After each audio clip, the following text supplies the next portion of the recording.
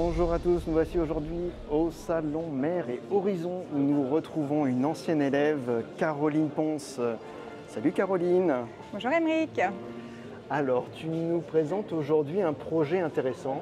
On est au Salon Mer et Horizon de Toulon et vous êtes exposant pour nous présenter Hydro-Contest. Explique-nous un petit peu ce que c'est ce contest.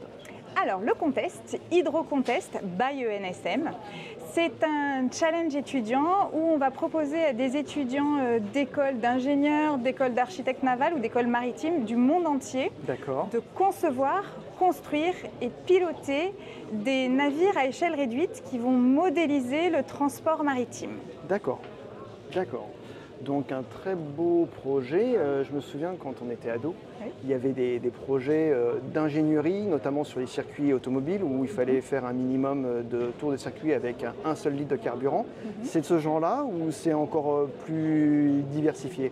Alors c'est effectivement l'idée première, c'est ça va être effectivement de mettre sur ces maquettes toutes les innovations technologiques possibles ou d'utiliser les innovations qui existent et d'amalgamer tout un tas d'éléments pour rendre le transport maritime plus éco-responsable possible et donc de l'adapter au niveau d'un navire à échelle réduite. D'accord. Voilà. Tu dis que c'est un challenge étudiant. C'est étudiant en marine marchande ou étudiant toute école? Non, étudiants de toute école. Ça peut être des étudiants effectivement marine marchande, ça peut être des étudiants d'une école de commerce, ça peut être des étudiants d'une école d'architecte naval ou alors ça peut être un mix de tout. Où effectivement des étudiants de l'école de la marine marchande de Marseille par exemple pourraient s'organiser et trouver des collègues effectivement d'une école de commerce pour promouvoir l'événement ou d'autres étudiants. Alors on voit quand même sur les images que vous nous passez en permanence, il y a des designs un petit peu particuliers de coques, ils n'ont pas tous le même bateau. J'imagine que le cahier des charges est peut-être un petit peu libre pour pouvoir justement réussir ce contest.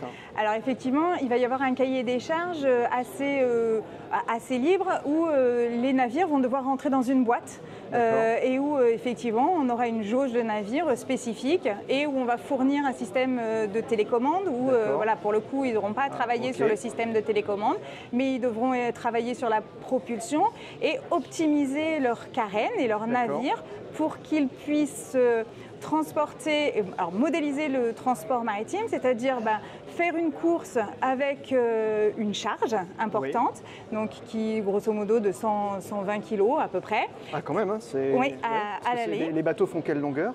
Alors 2,50 m maximum. Ah oui, 120 kg, ça commence 120 à être une belle kg. charge. Et au retour, peut-être, ou sur une autre course, ils devront transporter 40 kg. Donc, ce qui modéliserait, par exemple, un navire de charge qui serait Lège, par exemple. Donc, il y a plusieurs courses. Tout à fait. Il y aura 4 courses. Donc, une course, effectivement, de transport de masse, une course de transport de masse chargée, une course de transport de masse Lège, une course d'agilité et une course d'endurance. Eh bien, alors, tout ça, j'ai vu, apparemment, se déroulera au mois de septembre. Tout à fait. Où ça? Alors, septembre 2025, du 20 au 27 septembre 2025, sur la base nautique du Roucas-Blanc, le stade nautique du Roucas-Blanc, qui est l'ancienne base nautique qui a accueilli les Jeux Olympiques à Marseille. Et jusqu'à quand on peut s'inscrire? Alors les inscriptions, il y a des pré-inscriptions qui ont lieu jusqu'au 1er octobre. À partir du 1er octobre, on va envoyer le cahier des charges ainsi que la charte d'éco-conception. Et ensuite, dans une deuxième phase, une fois qu'il y aura les pré-inscriptions qui auront été faites, les étudiants auront jusqu'au 1er février pour pouvoir s'inscrire définitivement et puis pouvoir amener leur navire en septembre 2025. Et si une équipe a raté le 1er octobre, est-ce qu'il pourrait se préinscrire au 1er novembre?